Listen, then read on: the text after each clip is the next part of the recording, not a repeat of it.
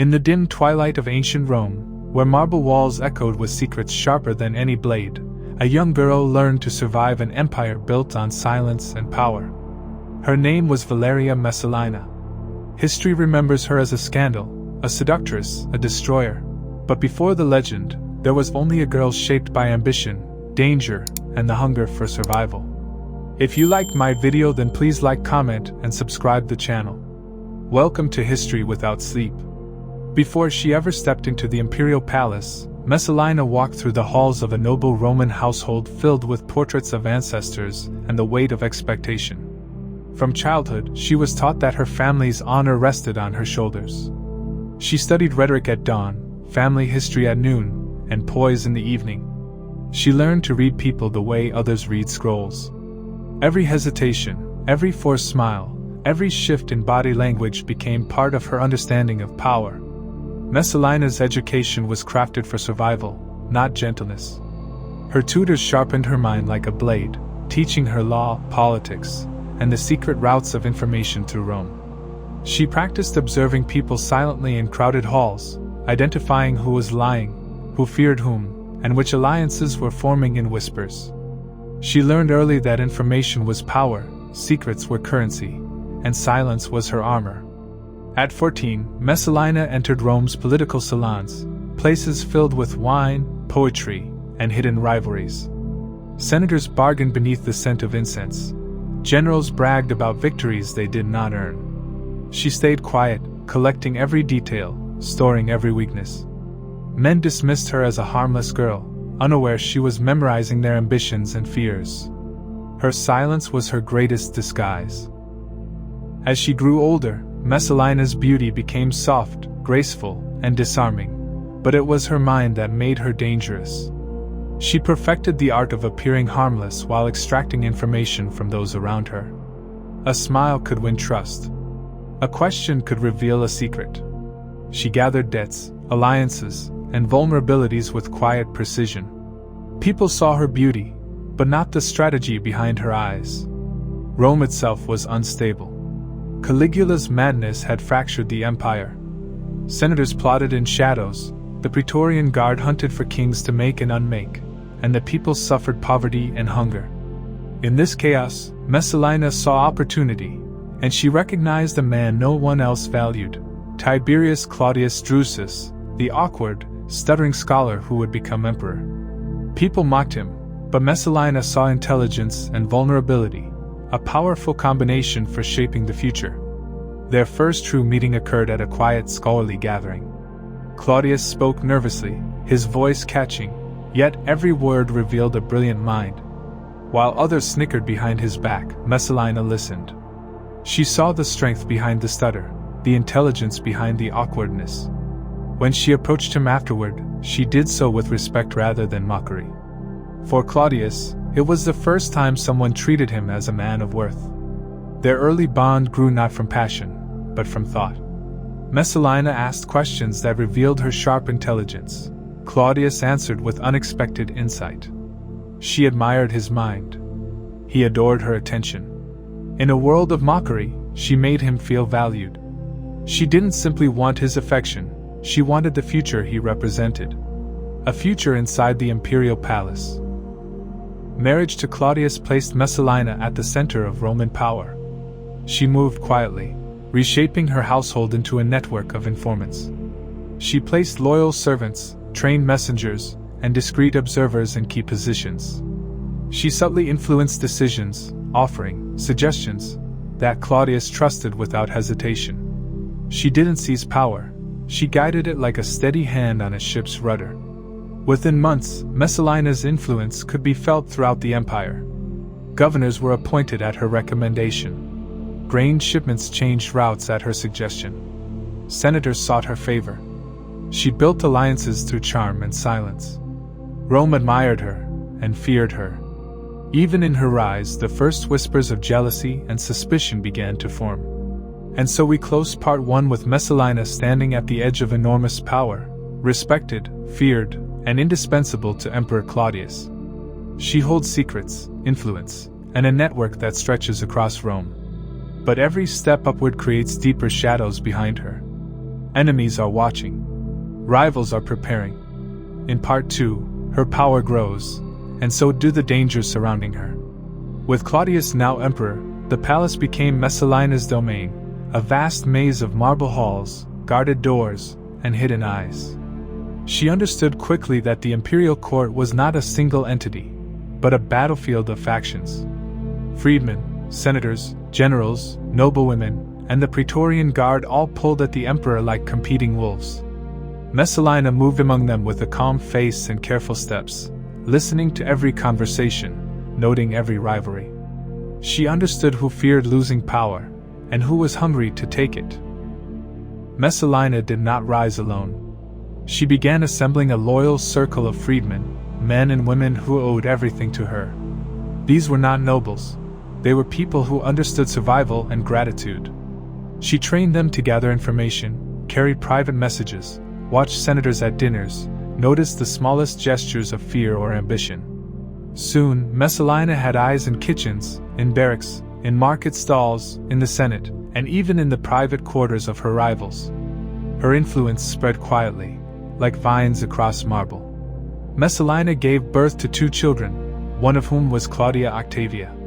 In Rome, motherhood was not simply personal, it was political. A child linked her more deeply to the Julio-Claudian line, making her not just the emperor's wife, but the mother of imperial heirs. As she held her children, she also secured her position within the empire. Rivals could whisper rumors, but they could not deny the importance of a mother raising the next generation of Rome's rulers. The palace had to respect her, even if it feared her. Claudius ruled with intelligence, caution, and unexpected effectiveness. But many forget how deeply Messalina shaped the direction of his decisions. She influenced appointments, softened or hardened certain policies, and ensured loyalty from key officials. Rome, for a moment, appeared stable under their combined influence. Grain arrived on time. Reforms improved the administration. But Messalina understood that peace was always temporary. The more stable the empire became, the more people in the shadows would scheme against her. Messalina attended the imperial games not for entertainment, but for strategy. In the roar of the crowd, she watched alliances forming, saw which senators sat together, and noted whose faces stiffened when certain victories were announced. Every gesture was a clue. Charioteers, gladiators, and entertainers performed while Messalina mapped out the invisible lines of power stretching across the arena. She rewarded loyalists with public smiles, and punished enemies with polite coldness. Messalina's rapid rise made enemies among Rome's elite. Noblewomen whispered behind silk curtains. Senators muttered in private baths. Men with long pedigrees bristled at being overshadowed by a young woman they underestimated. They accused her, quietly, of having too much influence. But Messalina knew how to protect herself. She kept her rivals close, invited them to dinners, asked about their families, all while secretly gathering their weaknesses. Her calm smile masked a mind preparing for war. One of the first major threats Messalina confronted was Appius Silanus, a stern nobleman whose ambitions threatened her control of the palace. Records vary, but one thing is clear: Silanus became a danger. Messalina acted with precision. She predicted his moves, manipulated circumstances, and arranged for testimonies that portrayed him as a conspirator. Claudius, trusting his wife's judgment, ordered Silanus' execution. With one calculated decision, Messalina demonstrated her power. She could eliminate high-ranking enemies without lifting a sword. Messalina's influence grew so strong that senators began saying she was the true emperor behind the curtain. They spoke in whispers about her sway over Claudius' decisions, jealous of her access and control. But Messalina understood a timeless truth: power must be felt, not flaunted. She never sat in the Senate. She never issued commands publicly. She worked through invitations, gifts, advice, and softly spoken warnings. Her weapon was subtlety, making others believe they had chosen the path she set before them. By her mid-20s, Messalina understood Rome better than most senators. She knew the currents of politics, the personalities of the court, and the fragile egos of men who demanded respect but feared irrelevance. Her confidence grew. She began influencing not only political appointments but also economic interests, granting favors, distributing land, and punishing rivals by delaying decisions or denying privileges. Every day, she walked a path lined with power and danger. But Rome was a city where success bred enemies, and influence created suspicion. The more Messalina achieved, the more people questioned her motives. Rumors began to twist her actions, turning strategy into scandal, turning intelligence into manipulation. Still, Messalina continued forward, unaware that the shadows behind her were growing longer, thicker, and more dangerous. The seeds of future downfall were being planted, even as she celebrated her triumphs. By the middle years of Claudius' reign, Messalina had shaped the court into a place where entertainment and influence blended seamlessly. Banquets, festivals, and private gatherings became political arenas where she watched alliances shift like sand in the wind. To outsiders, these evenings looked like indulgence. But to Messalina, every laugh, every toast, every whisper was part of a larger strategy. She rewarded loyalty with invitations, and punished threats by freezing them out. Rome's elite danced under golden lamplight, unaware they were moving to the rhythm she set. While Messalina shaped Rome's internal politics, Claudius looked outward. His most ambitious project was the invasion of Britain. Roman legions marched across unfamiliar soil, claiming territory and expanding imperial control. Messalina used these victories to reinforce her own authority. Every triumph Claudius achieved strengthened her position at home. She hosted celebrations and honored generals, carefully choosing which names the public heard, which victories were praised, and who received favor. Messalina began elevating individuals she trusted, men and women who understood her ambitions. Freedmen like Narcissus and Pallas rose in influence, managing imperial correspondence, finances, and even sensitive legal matters. These figures formed a powerful triad: Messalina's strategy, Narcissus' cunning, and Pallas' administrative genius. Together, they created a shadow government beneath the official one. But such power came at a cost. Rome was a city where success provoked envy, and the senators, feeling increasingly sidelined, began to grumble. As Messalina's influence grew, Rome's elite families became fearful. Some tried to oppose her by supporting rival candidates for high office. Others attempted to sway Claudius by spreading subtle criticisms of her behavior. Messalina responded with calculated precision. Rivals were investigated for corruption. Whisper campaigns undermined their reputations. Accusers found themselves facing sudden charges or losing positions. It became clear, opposing Messalina was dangerous. And yet, the more she pushed, the more pressure built beneath the surface. Despite her achievements, Messalina's enemies began painting her as a woman consumed by desire and self-indulgence.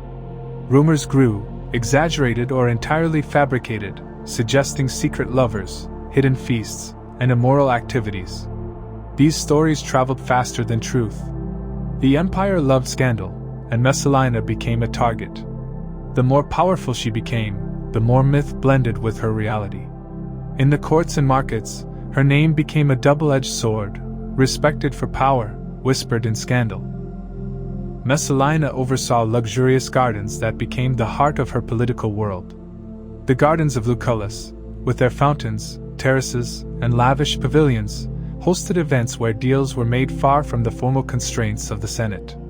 Here, senators revealed intentions under the influence of wine. Generals relaxed and let their guard down. Ambitious young nobles sought her favor. Messalina's brilliance lay in blending beauty with strategy. The gardens became her arena. The powerful senator Valerius Asiaticus owned the magnificent gardens that Messalina coveted. When he became a political threat, she acted decisively. She allegedly orchestrated accusations against him, leading to a dramatic trial. Asiaticus was forced to take his own life, an act that reverberated through Rome. Messalina gained the gardens. But she also gained a new reputation. A woman capable of eliminating even the highest-ranking nobility. Despite the growing whispers, Claudius remained devoted to Messalina. He believed she acted in the empire's best interests. He saw her intelligence, not the political storms forming around her. To Claudius, she was loyal, supportive, and vital to his rule. This trust made Messalina powerful, but also vulnerable. The further she rose, the more devastating a misstep would become. And Rome was waiting for that moment. The Senate, humiliated and overshadowed, grew desperate. Senators who once feared speaking her name began meeting in secret. They discussed how to restrain her power, how to counter her influence, how to survive her reach. But Messalina was always one step ahead. She received reports of these meetings before most senators even arrived at them. Still, she knew rebellion was forming. For the first time, she sensed the storm. Messalina's power had reached its peak. But with every rise in Rome came a fall. Her enemies' whispers were turning into plans. The freedmen loyal to her felt a shift in the air. Even the Praetorian Guard began questioning her influence. Rumors now painted her not just as ambitious, but dangerous. Messalina's response was to push harder, to secure more favors, more resources, more control. She did not know that the decisions she made next would set her on the path to irreversible destruction. As Messalina reached the height of her influence, something inside her shifted. Power became not just a tool, but a hunger. Every victory pushed her to seek another. Every triumph made her feel untouchable. She began taking risks she once avoided. She seized properties, manipulated trials, and demanded tribute from wealthy families. Some of these actions were strategic. Others were driven by ambition. Rome began to wonder. Had Messalina crossed the line between influence and recklessness? Polybius, a talented freedman, once served Claudius with loyalty. But he became too powerful, too respected, and perhaps too independent for Messalina's liking. She orchestrated accusations against him, fabrications disguised as truth. Claudius, misled by her manipulations, executed Polybius. This event sent shockwaves through the palace. Messalina had removed a man beloved by many. Behind closed doors, officials began whispering that she had become dangerous even to the emperor's closest allies. And then came the moment historians still debate: Messalina's decision to marry Gaius Silius, the most handsome and politically promising nobleman in Rome. Some say it was love. Others say it was lust. Most believe it was ambition, a plan to overthrow Claudius and rule Rome alongside Silius. Whatever the motive, the marriage was a catastrophic miscalculation. Rome, already filled with whispers, now found itself drowning in scandal. The ceremony took place while Claudius was away at Ostia inspecting grain supplies. Messalina, still legally married to the emperor, stood beside Silius in a lavish ceremony attended by senators, soldiers, and entertainers. It was reckless, bold, and unprecedented. She believed Claudius was weak enough, unaware enough, or manipulated enough to accept her decision. But Rome had changed. And so had Claudius. While messengers attempted to hide the truth, word of the wedding reached Narcissus, Claudius' most loyal freedman. Shocked and terrified, he rushed to inform the emperor. At first, Claudius refused to believe it. But witnesses came forward, soldiers, servants, officials, confirming the unthinkable. Claudius' heartbreak quickly transformed into rage.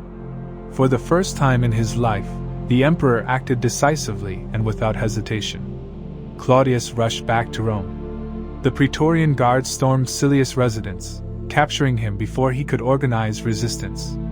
Silius, realizing the depth of his mistake, begged for a quick death rather than torture. He was executed almost immediately. His supporters were seized. His allies fled. The grand plan, whatever its true purpose, collapsed before it even began. Messalina, realizing her world was collapsing, ran through the gardens searching for Claudius. She threw herself at the feet of senators, generals, and even palace guards, begging to see her husband, crying that she had been misled, insisting she could still save her marriage. But no one would help her. The Empress, who once commanded power with a glance, now found herself powerless, abandoned, and alone. Messalina sent her children to plead for her. She wrote desperate messages, sealed in wax, begging for mercy. But Narcissus, fearing Claudius might forgive her, intercepted the letters. He knew that if Messalina reached Claudius in person, her charm and emotional power could sway him. So he acted quickly. He ordered the Praetorian Guard to find her, and to finish what the emperor hesitated to do. Messalina was found in the gardens of Lucullus, the same gardens she had taken through political force. She sat beneath a cypress tree, trembling, holding her child's letter in her hand. Guards approached with solemn faces. She begged them to spare her, to let her speak to Claudius, to give her one more chance. But the guards did not answer. They had their orders. History tells us Messalina could not bring herself to end her own life. The officer standing beside her, ordered by Narcissus, delivered the fatal blow. It was a quiet, tragic end to a woman who once held Rome in the palm of her hand. Messalina died at 26 years old, young, ambitious, brilliant, flawed, and ultimately consumed by the power she mastered too well. When Claudius heard the news, he fell silent and asked for wine. Claudius ordered Messalina's name removed from public records. Statues were destroyed. Portraits burned.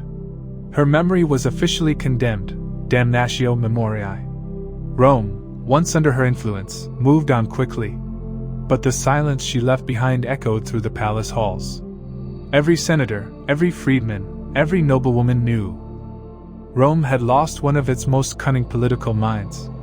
Over the centuries, Messalina became a symbol of excess and corruption. Poets exaggerated her sins. Historians repeated stories designed by her enemies. But beneath the layers of scandal lies the truth. Messalina was a young woman who navigated one of the most dangerous courts in history. She used the tools available to her: beauty, intelligence, silence, and strategy. She rose too quickly. She flew too close to power. And Rome, jealous and fearful, destroyed her. Messalina's story is not simply one of scandal. It is the story of a woman trying to survive an empire where men held swords and women held secrets. Her rise was brilliant. Her fall was tragic. But her name endures, echoing through history as a reminder of how power, ambition, and vulnerability can collide in the most dramatic ways. Thank you for staying awake through this long journey. If you liked my video, then please like, comment, and subscribe the channel. Continue to my next video.